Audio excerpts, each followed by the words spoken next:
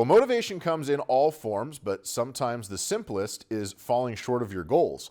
Last year, the Warroad boys hockey season came to a screeching halt with a 3-2 loss in overtime of the Section 8A championship game to East Grand Forks. The Green Wave would go on to win the Class A state title. This season, the Warriors would suffer losses in 2 of their first 3 contests, albeit both of them ranked, but would follow that up with a dominant 7-game win streak, outscoring opponents 31-8. And it was during that stretch where this year's squad really found their identity.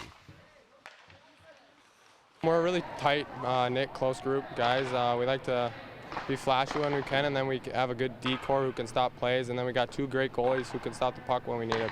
So we just got a great team all around, right? And we got the guys who aren't very flashy, but we'll get the puck out when we need, and then we got guys who can score and guys who can make great passes and guys who can kill penalties. So we got it all. Being focused every game. Like some games we have really good and some games we don't, but being focused is a big thing, and getting pucks out, and F3 is a big thing of our game.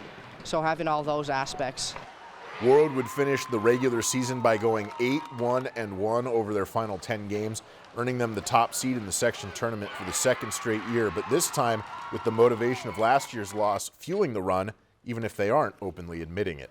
It's one of those things where it's there, but you don't really talk about. But I think it drives the kids, it drives me. It's just that motivation where, you know, and that's the way Section 8 is. It's tough every single year.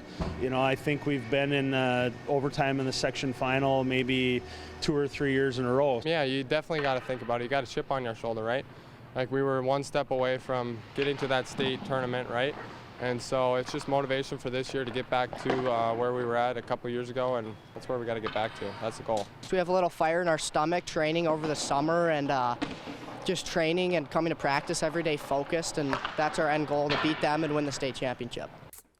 Well, it's no longer called the Trek to the X because it's Grand Casino Arena, but either way, Warroad trying to make their 26th trip to state. It starts tomorrow in the quarterfinals against Park Rapids in Section 8A. Here are some of the other pairings that are also tomorrow. All the quarterfinals are tomorrow, Tuesday.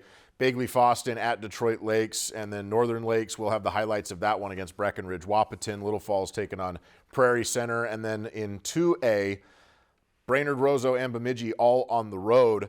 Grand Rapids, they are the top seed in 7-2A, and Andover has moved to a different section, so they have a real good shot at winning that section.